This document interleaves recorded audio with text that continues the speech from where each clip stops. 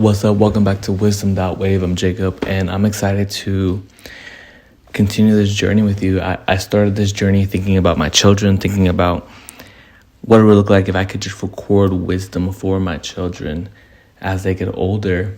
And if I ever, left the earth and went to my Savior, they would have a batch of wisdom ready for them. And today's really special because I think this is something that I've lived by in the last couple of years that has transformed my life. It's never be perfect, but always be intentional. When I think of perfect, I think of a straight line, or I think of a circle. I think of a square. I think of mathematics. I think of this idea of ones and zeros, that when something is perfect, it fits an equation. And I know God is perfect in a sense of there's no flaw in him. But one thing I've noticed about God's creation is that they're full of flaws. I look at the earth today. I look at animals. I look at nature. And there's a famous architect that I love to follow. His name is Antoni Gaudi. He created most of Barcelona. And he says, the straight line is invented by man, but the curved line is invented by God. And what I've noticed is that God's creations, the animals, the leaves, the grass, the trees, the sky, they're not perfect.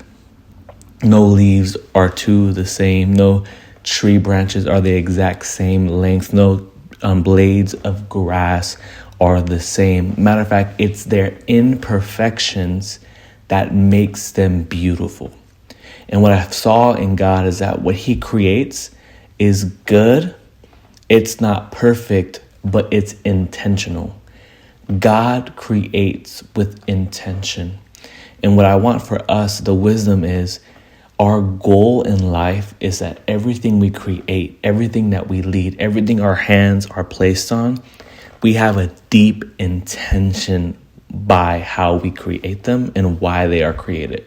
God creates the trees for oxygen. He creates the grass for food. He creates the animals for enjoyment, for food. He creates this ecosystem that we exist in that's not perfect, that no two animals are the same and no two humans are the same and no two trees are the same. He creates this imperfection that creates an intentional world that we live in. And I think for you and I is that I want us to spend our energy not on trying to get everything perfect, not trying to be this perfect, sinless person, but to be a person that lives with deep intentions, that lives with intentions that are bigger than themselves, that lives with intentions to make a difference in the world and to look like Jesus and to live like Jesus. Our goal isn't to be this sinless, perfect person. Our goal is to live our life deeply following the perfect, sinless person with deep intentionality. My goal is not to be a perfect person. My goal is not to be sinless. My goal is to have intention on living a life that looks like Jesus. And with that will follow me hating sin, leaving sin behind. I love this quote I was reading, and it goes like this. The quote is about the difference between, what is the difference between an unbeliever and a believer?